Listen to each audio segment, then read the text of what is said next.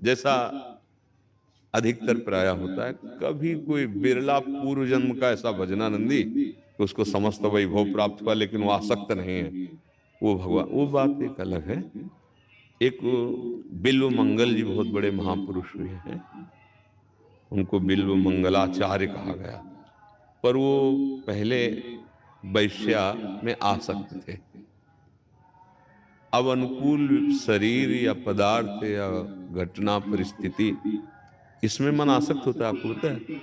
अब वो इतना आसक्त हो गए कि अपने घर की सारी संपत्ति, चिंतामणि नाम था वेश्या को, दे दी। माता पिता ने देखा ऐसी दुर्गति, उन्होंने ब्याह करा दिया। जो पाणी ग्रहण हुआ तो उसमें जो उनको पत्नी मिली वो बहुत पतिव्रता, पवित्र स्वभाव की, पर इन्होंने उसकी तरफ देखा भी नहीं। वार्ता या प्रेम आदि तो बहुत दूर की बात, लेकिन वो पतिव्रता थी इसीलिए सहन कर गई उनकी प्रतिकूलता को, उनके प्रति कोई दोष दर्शन नहीं। ब्याह हो गया, फिर भी आसक्ति चिंतामणि से, इसी दुख में माता पिता जलते हुए उनका शरीर पूरा हो, हृदय में बड़ा दाह, मतलब अपराध पे अपराध बनता चला जा रहा है। चिंतामणि ने एक दिन कहा, तुम्हारे पास क्या है हमें देने के लिए, क्योंकि वहां संपत्ति प्रधान बुद्धि कुछ। भाग के गए अपनी पत्नी से, आज बोले जाके मेरे प्राण बचा लो।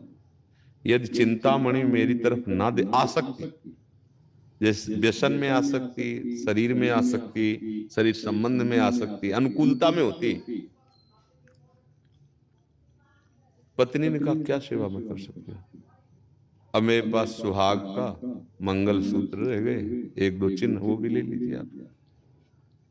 ले लिए, पास लेके गए, कहां से लाए।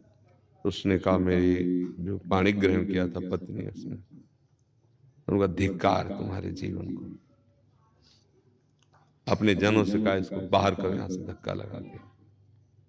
अब वो समझ गई थी कि आसक्ति को तोड़ना जरूरी, क्योंकि कुछ, और भगवान की प्रेरणा होती है, जिसका मंगल करना होता है उसे प्रतिकूलता मिलती, पक्का पक्का मिलती है। अब वो जिससे इतना आसक्त थे, उसके ऐसे वचन, पूरा जीवन दे दिया, सब कुछ दे दिया, निकाल यहां से, धक्के मार के बाहर कर दिया।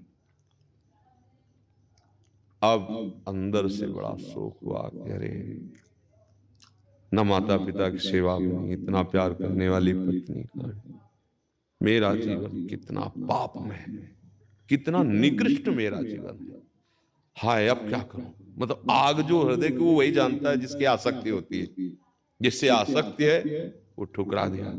अब तो जब किसी को कोई रास्ता नहीं मिलता तो संत जन मिलते हैं, फिर क्योंकि वो एक रास्ता था फिर वो किसी संत महापुरुष के चरणों में गए और बहुत रोए, भगवान अब तो उन्होंने कहा, तुम्हें चिंता नहीं करनी, बहुत प्यार करते हैं भगवान श्री कृष्ण, नाम दिया, मंत्र दिया, और वो बैरागी भी बन गए।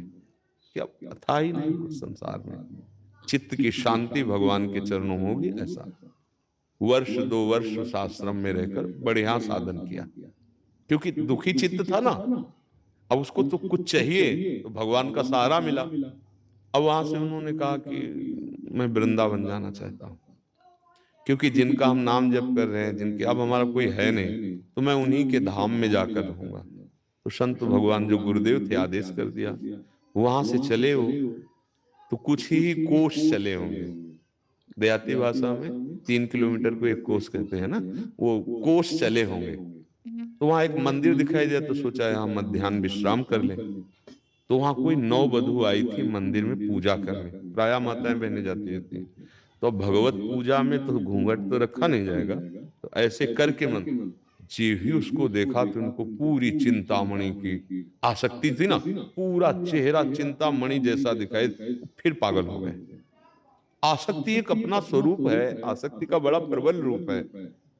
अब वो पूजा करके जे ही निकली तो देखती जा रही, वो पीछे बावरे होने चल रहे, लंबे लंबे डग बढ़ाए कि कहीं कोई ऐसा तो नहीं है कि अमंगल करने की चेष्टा रख रहा हो। पर देखा वो बड़े शांत गंभीर भाव पीछे चल रहे थे बस।